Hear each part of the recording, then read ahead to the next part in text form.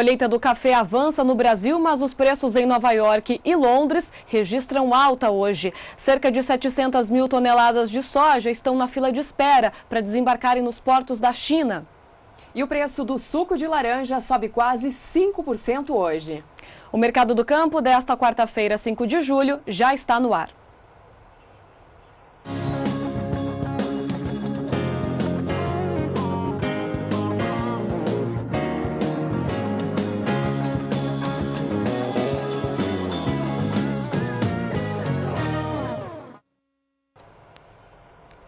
Uma boa tarde para você. O Mercado do Campo começa ao vivo, direto dos estúdios da B3, aqui na capital paulista. Começamos esta edição com informações do mercado financeiro. Hoje foi um dia de queda, tanto para o dólar quanto para o índice Bovespa. De acordo com os operadores do mercado, o que aconteceu no mercado de câmbio hoje é que o dólar operava em alta pela manhã. Chegou à marca de R$ 3,32. Com esta situação, houve uma entrada muito grande de recursos estrangeiros aqui no Brasil. Com mais dólar no mercado financeiro, a moeda passou a operar em queda. Por conta disso, o dólar hoje teve essa baixa e acabou ficando abaixo do patamar de R$ 3,30. Dólar comercial hoje, então, a R$ 3,29 mais 50, teve essa queda de 0,45%. O índice Bovespa foi influenciado negativamente por alguns fatores hoje. Primeiro, o Banco Central lá dos Estados Unidos, o Federal Reserve, acabou divulgando uma informação que vai diminuir os seus balanços. Como isso impacta no mercado brasileiro, isso acaba aumentando o risco e mudando os mercados que são de maiores riscos, como é o caso do mercado de ações aqui no Brasil.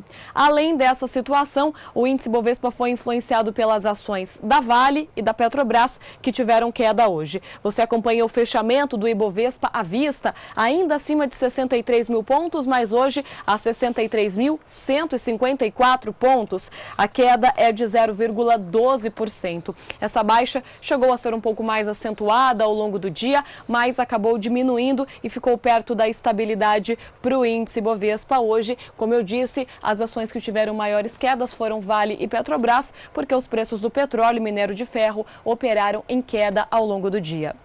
O Plano Safra Agrícola-Pecuário 2017-2018 começou a valer no início da semana, na segunda-feira. Mas as cooperativas de crédito foram até Brasília para discutir com deputados as regras que são impostas para a liberação de recursos. Veja na reportagem. No total, são 190 bilhões de reais destinados ao custeio, investimento e comercialização da safra. Os recursos já estão na rede bancária, mas setores das cooperativas reclamam de algumas exigências. O assunto foi tratado com a bancada ruralista em Brasília. O plano foi muito bom, é muito bom a gente lembrar disso. Eu acho que no momento, no cenário político que nós estamos, no plano econômico que nós vivemos hoje, ter um plano agrícola crescente é positivo, com redução de taxa de juros. Então, o plano, no geral, eu acredito que para o país foi muito bom. O setor cooperativista tem regras impostas nesse plano que nos tolhem, nos prejudica. E como as cooperativas são players importantes nesse processo, são responsáveis por pelo menos 50% da produção agropecuária brasileira, passa por uma cooperativa. Então, as cooperativas são um fator muito importante nesse processo. As cooperativas ficaram tolhidas através de limites e tetos orçamentários para suas aplicações, dependendo da linha. Foram eliminadas algumas linhas de comercialização, industrialização, que são importantes para as cooperativas e que foram tolhidas e saídas do crédito rural. Foram criadas regras operacionais para aquisição de insumos para fornecimento de cooperados, que põem em risco a operacionalidade dessas questões, e outros detalhes que foram verificados, que na realidade empurram as cooperativas para fora do crédito rural brasileiro. Não é justo, nós não achamos justo, viemos aqui conversar com os parlamentares sobre isso, porque o crédito rural foi feito e desenhado para atender produtores rurais e suas cooperativas. Isso está na lei. Então, as cooperativas são a mão estendida do próprio produtor rural. E nós não achamos justo que as cooperativas fiquem tolhidas desse processo e botar em risco a capacidade de produção de uma safra brasileira que nós sabemos que tem sido a salvação da pátria. Os deputados prometem ajudar a resolver o problema. O assunto já foi tratado no Ministério da Agricultura. Uma dificuldade é com relação aos financiamentos para as cooperativas fazer o repasse aos seus associados. Segundo a resolução do Banco Central, eles querem que apresente a relação dos associados que vão ser beneficiados com fertilizante, com defensivo, com semente, sei lá. E não era assim, não funcionava assim. Então nós já conversamos a semana passada na Comissão de Agricultura, o presidente Sérgio Souza, o deputado Colato e eu, já conversamos com o secretário Neri Geller. Hoje, nesse fórum digamos assim, do crédito rural e do seguro agrícola do Ministério da Agricultura, de novo já levamos essa questão também para o Banco Central. Então agora, junto com a Frente Parlamentar da Agricultura, na semana que vem, nós teremos um encontro entre Ministério da Agricultura, Ministério da Fazenda, Banco Central e também a OCB, no sentido de ajustarmos essa situação ao que era já o ano passado.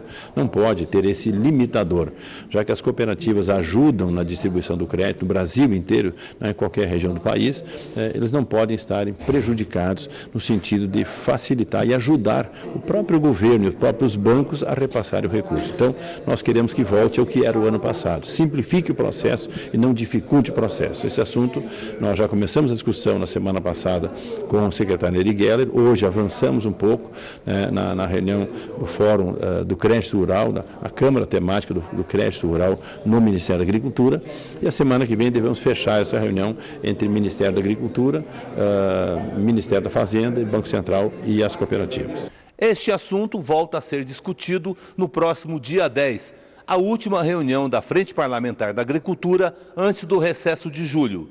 Odacil Canepa para o SBA.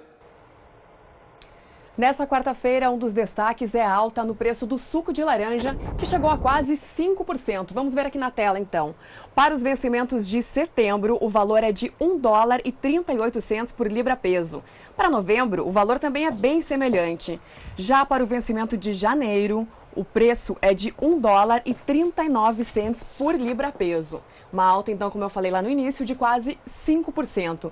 E falando no mercado de citros ainda, a safra de laranja, que começa a ser colhida agora em julho, deve atingir 1 milhão de toneladas. São 24 milhões de caixas. A estimativa da Associação Nacional dos Exportadores de Sucos Cítricos apresenta uma alta de 33%. Diante das 750 mil toneladas da safra anterior, representando uma retomada nesse mercado. Os principais estados produtores são São Paulo, Minas Gerais e Paraná. Depois do intervalo, a gente volta com os números do café. Até logo!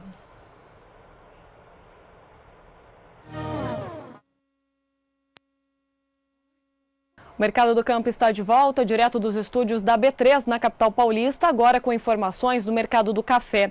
Os preços do café robusta negociados lá na Bolsa de Londres, mais uma vez operaram em alta hoje. De acordo com os analistas, o que motivou os ganhos foi justamente a alta na Bolsa de Nova York. Você acompanha o fechamento dos contratos. Para julho, $2.192 por tonelada e a alta de 0,5% em relação a ontem. O contrato de setembro fica em $1.157 por tonelada, alta de 0,37%. Mesma alta para o contrato de novembro, a $2.140 por tonelada. E para janeiro do ano que vem, $2.111 por tonelada e a alta de 0,18%. O mercado de café ontem na Bolsa de Nova York estava fechado por conta do feriado. Na retomada hoje, uma alta expressiva.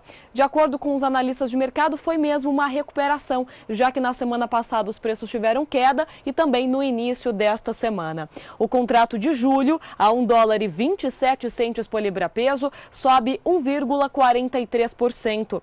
Para agosto e setembro, $1,30 por libra-peso e alta de 1,80%. E o contrato de dezembro, a $1,33 por libra-peso, tem alta de 1,75%. Preços do café conseguem, então, romper a resistência de $1,30 por libra-peso hoje. Você acompanha também os preços aqui no Brasil, só lembrando que ontem o mercado ficou muito paralisado na Bolsa de São Paulo, com valores estáveis. Hoje, os preços acompanharam também a alta em Nova York. Para setembro, $154,65 a saca, alta de 2,25%. O contrato de dezembro, negociado a $159,55 a saca, sobe 1,95%. E para setembro do ano que vem, café já negociado a $165,85 a saca, uma alta de 1,84%. Um dia bem positivo, então, para os preços do café no mercado futuro. Os valores do café arábica negociados na Bolsa de Nova York devem atingir o patamar em torno de $1,24 por libra-peso nas próximas semanas, segundo a consultoria internacional BMI Research. Segundo os analistas do mercado dessa consultoria, os preços estavam mais baixos, até em torno de $1,20 por libra-peso, por conta da colheita aqui no Brasil. Mas que esse motivo, esse fator baixista, já foi precificado. E como os preços lá na Bolsa de Londres seguem muito firmes, a tendência é de alta para os preços lá na Bolsa de Nova York. O BMI Research ressalta ainda que as cotações do café arábica devem ter um viés levemente de alta, pelo menos até 2021. Isso explica a tendência de mercado global de variações entre déficits e também superávites. Como eu disse, a colheita segue em bom andamento aqui no Brasil. De acordo com a Cochupé, a Cooperativa Regional dos Cafeicultores de Guaxupé, a colheita chega a 35,02% de toda a produção da cooperativa.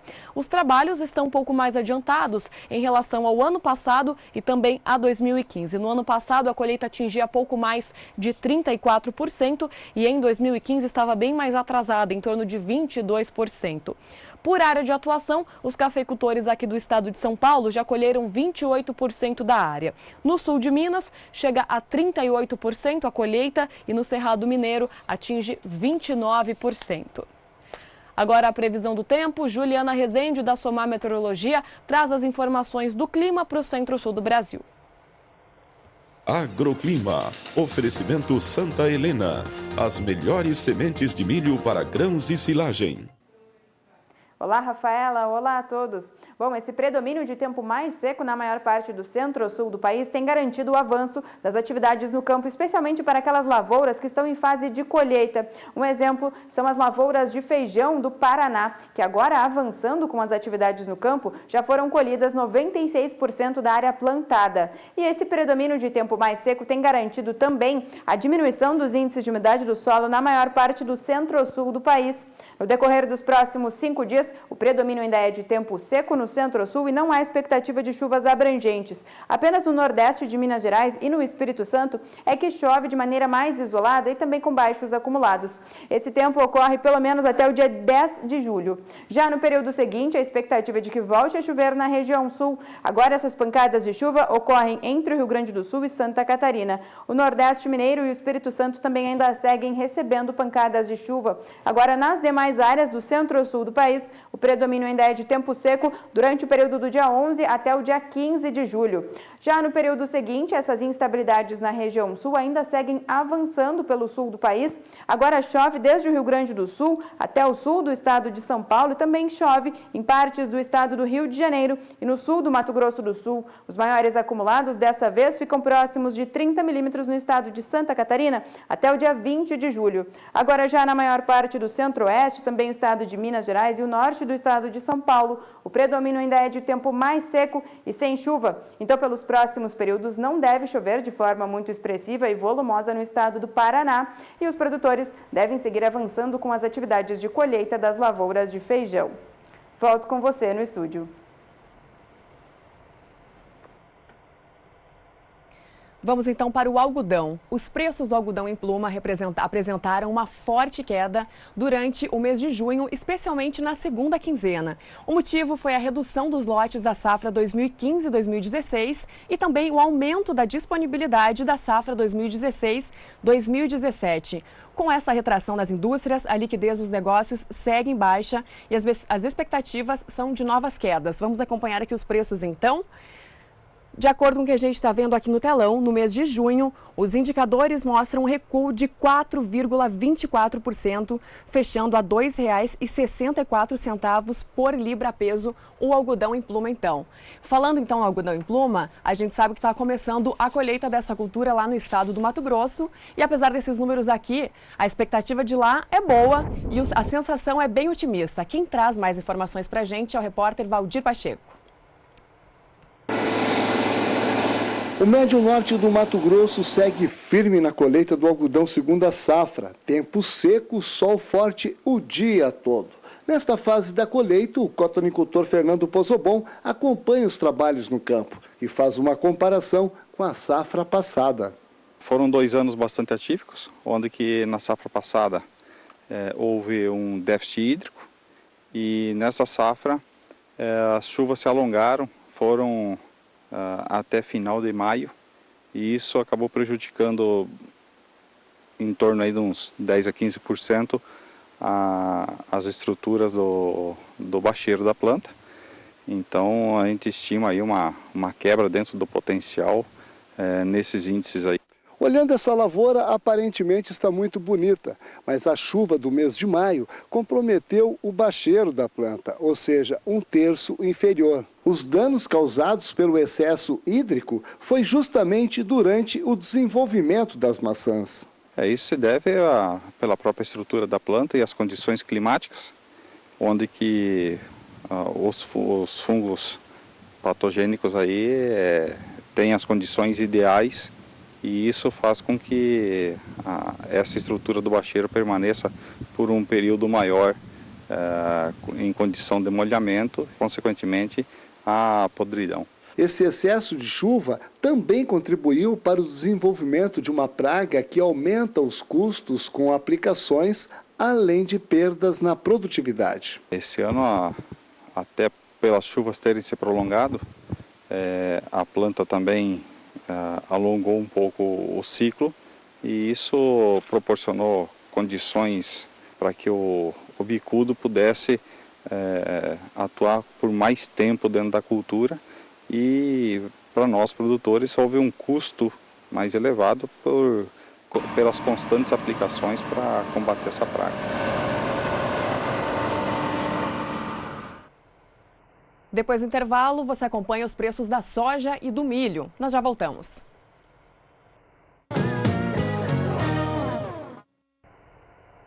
O Mercado do Campo está de volta, trazendo as informações do tempo para o centro-norte do país com Juliana Rezende. Juliana.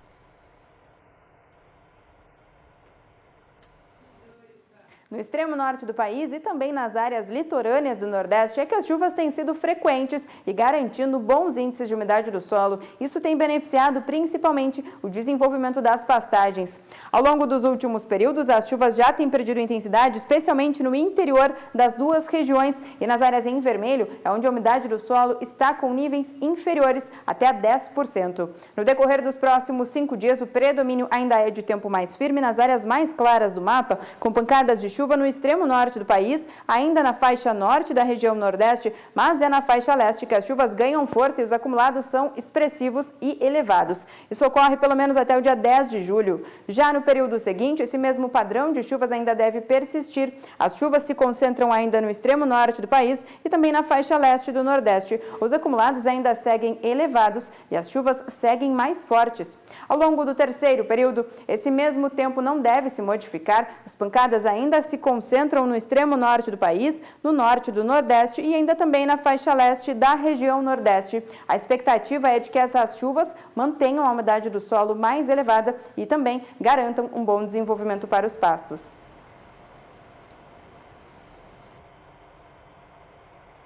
Obrigada, Juliana, pelas informações. Bom, cerca de 700 mil toneladas de soja estão em navios à espera para atracar em portos da China. E isso tem preocupado exportadores como os Estados Unidos e o Brasil. A pior situação é na província de Rizal, onde fica um dos principais portos que recebe soja lá no país chinês. O recebimento é de 6 ou 7 navios com cerca de 400 mil toneladas.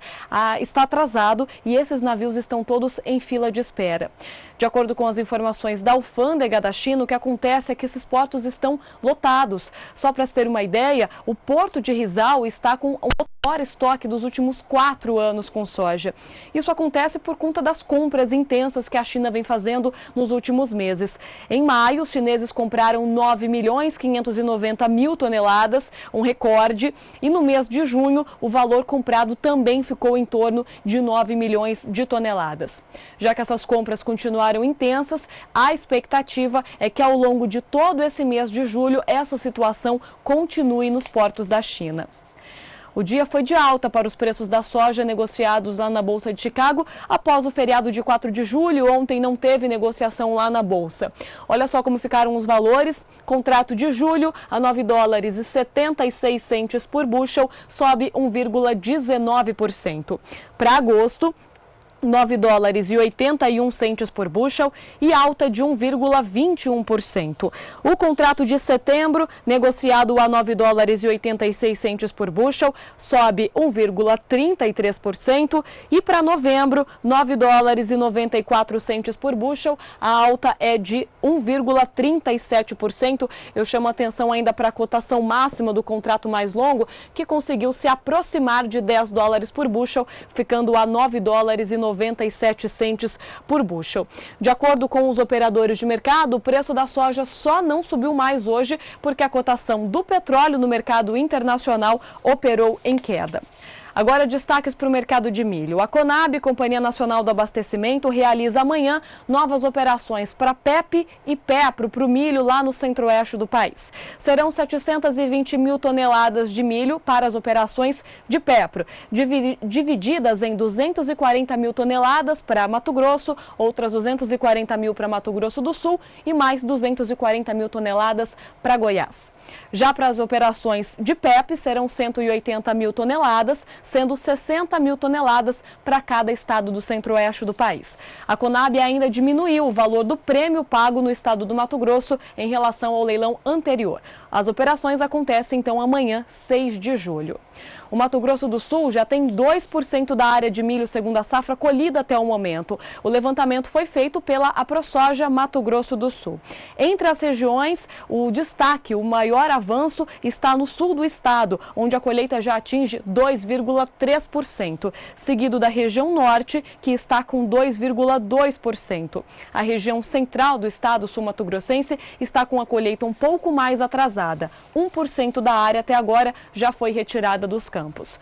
Bom, você acompanha também como ficaram os preços do milho lá na Bolsa de Chicago após o feriado de ontem. Hoje também um dia de alta para os valores, justamente por conta do clima nos Estados Unidos. A expectativa é de clima quente e seco por lá, o que pode prejudicar o andamento das lavouras.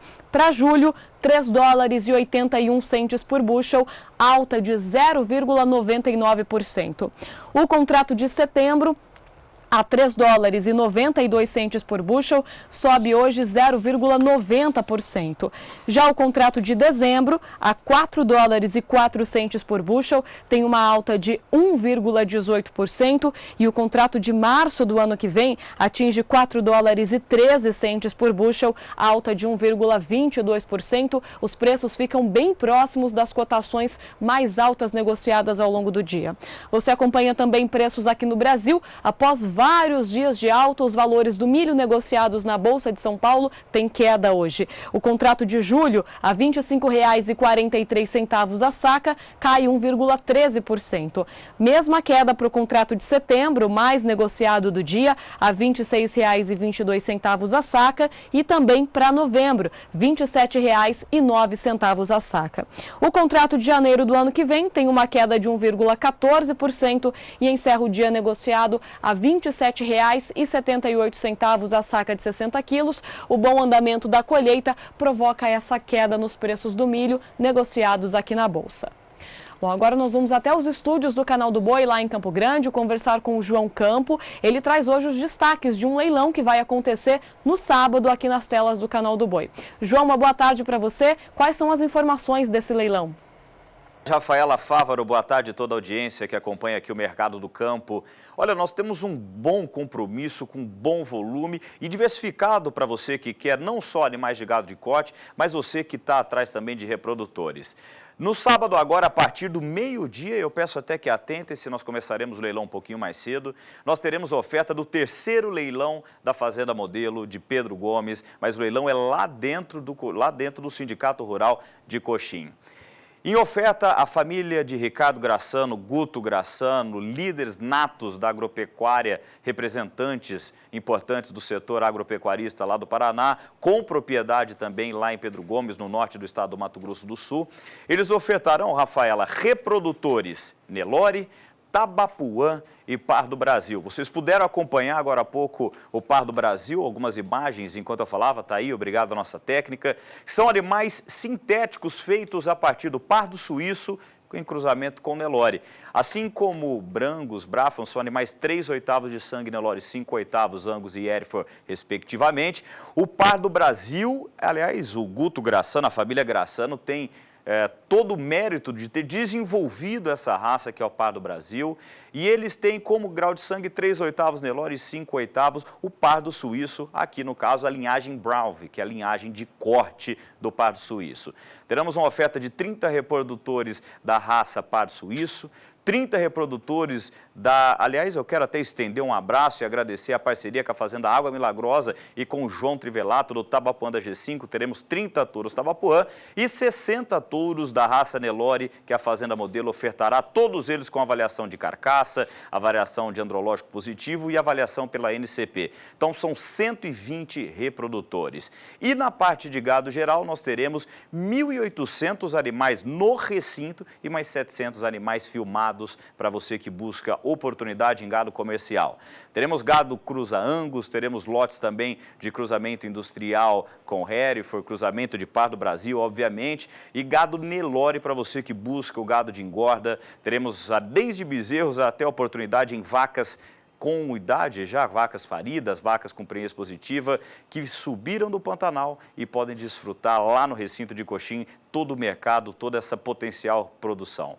Teremos essa oferta especialíssima, então, e eu quero fazer um convite a toda a nossa audiência que entrem no centralleilões.com.br, porque lá você encontra todas as imagens, os lotes já estão todos prontos, os lotes que são filmados e os lotes de animais de reprodutores. Agora, não deixe de estar conosco lá no Sindicato Rural de Coxim, no sábado, porque vocês poderão acompanhar pessoalmente todos esses 120 touros e mais, além dos 700 animais filmados, os 1.800 animais que estarão no recinto para mostrar toda a força da família Graçano, toda a força da Fazenda Modelo na produção de proteína vermelha. Mais informações, como eu falei, no centralleilões.com.br. Lembrando que toda essa nossa equipe lá no escritório, estamos com a força, parte nossa já está lá no Coxim, Lourenço Campos, nosso diretor, o Alessandro, a Lu, já estão pessoalmente no Coxim, acionando as bases por lá. Eu fico aqui essa semana para divulgar esse leilão e na sexta-feira já faremos um aperitivo, algumas inserções direto do Sindicato Rural de Coxim. Tá bom?